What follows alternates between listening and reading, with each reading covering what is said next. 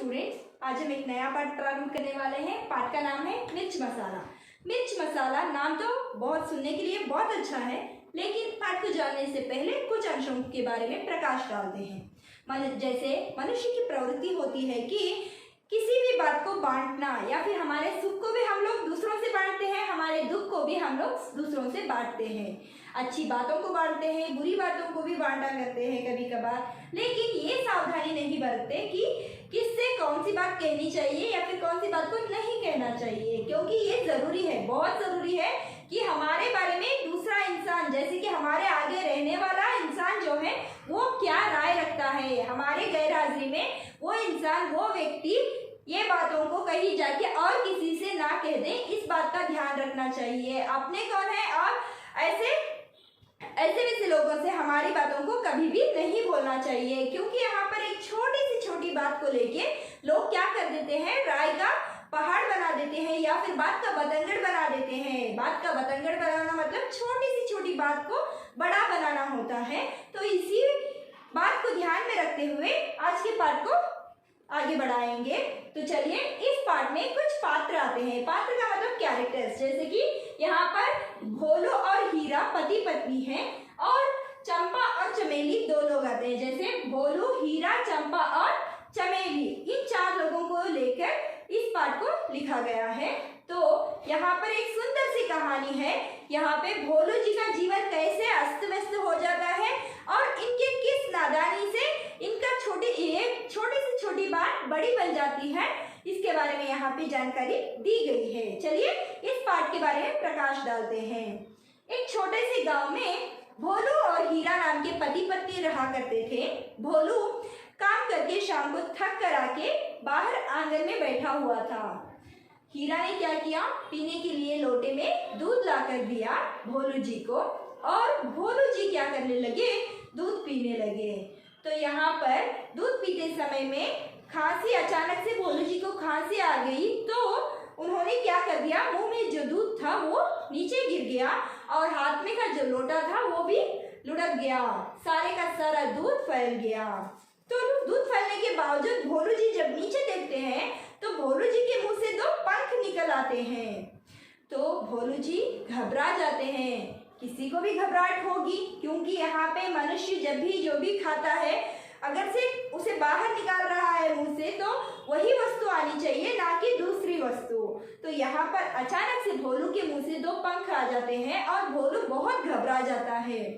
भोलू सोचता है चलो मेरी पत्नी से बताता हूँ, बोल के सोचकर अपनी पत्नी हीरा को बुलाता है और कहता है हीरा को कि हीरा, मुझे तुमसे कुछ कहना है, अगर कसम खाओ कि तुम किसी से नहीं कहोगी। तो हीरा मान जाती है। हीरा बोलती है मैं किसी से नहीं कहूंगी। क्या हुआ भोलू जी? तो ऐसे पूछने के बावजूद भोलू जी बताते हैं, देखो जब मैं दूध पी रहा था मुझे खांसी आई तो मेरे मुंह से दो पंख निकल आए हैं। ये बात को सुन के हीरा को भी घबराहट हुई और इस बात को वो पचा ना सकी मतलब हजम नहीं कर पाई, रहस्य को रख नहीं पाई अपने अंदर। हीरा को थोड़ी देर बाद ऐसे लगने लग गया जैसे कि अगर से ये बात मैं किसी से नहीं कहूंगी तो मेरा पेट फूट जाएगा। तो यहाँ पे इसका मतलब क्या है, ये बात हीरा के भरोसे पे कहा था भोलू जी ने, लेकिन हीरा का मन क्या कह रहा है, अगर से ये बात को मैं दूसरों से किसी से भी नहीं कहूंगी तो ये सच्चाई मुझ में नहीं छुप पाएगी।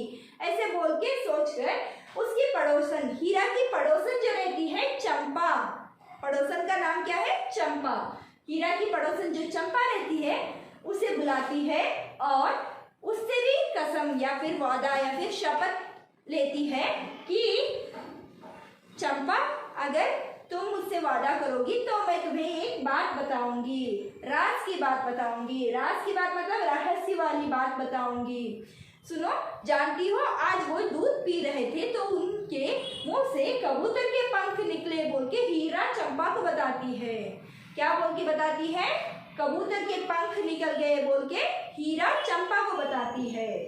तो चंपा ने भी बात सुन ली और ऐसी की तैसी रह के चुप हो गई। थोड़ी देर बाद चंपा से भी रहा नहीं गया, क्योंकि चंपा को लगने लग गया कि अगर से मैं ये बात किसी को नहीं बताऊंगी तो पता नहीं क्या अनर्थ हो जाएगा, मेरे साथ कुछ गड़बड़ हो जाएगा। तो मुझे इस बात को बताना ही जरूरी है, किसी से भी हो। उसी समय में चंपा के आगे चमेली चंपा की सहेली थी, वो आ रही थी। तो चंपा ने चमेली को रोककर बताया, चमेली से बताया कि चमेली सुनो, आज भोलू जी के मुंह से पूरा कबूतर निकल आया, ऐसे बोल के हीरा ने मुझसे कहा। ऐसे बोल के चंपा ने चमेली को बताया। तो चमेली तो हक्के दक्के रह गई, जैसे कि यहाँ पे पूरा कबूतर तो किसी मनुष्य के मुंह से नहीं निकल पाएगा, लेकिन यहाँ पे भोलू जी के मुंह से निकले थे सिर्फ 2 पंख, और हीरा ने बताया कबूतर के पंख निकले, और चंपा ने चमेली से बताया कि पूरा कबूतर निकला। तो क्या ये मुमकिन है कि मनुष्य के मुंह से पूरा कबूतर निकले? नहीं ना। तो यहाँ पर ऐसी ही बात बढ़ती गई।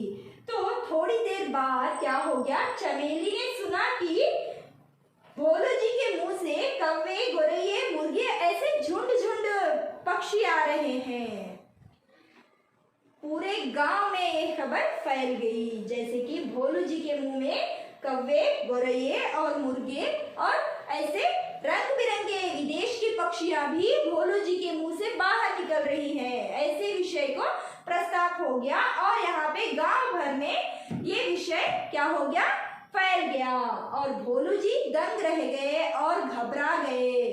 क्या करते हैं भोलू जी बेचारे, जाके एक पेड़ पर छिप जाते हैं। उन्हें देखने के लिए देश विदेश से लोग भी, दूसरे गांवों से लोग भी आने लग गए थे।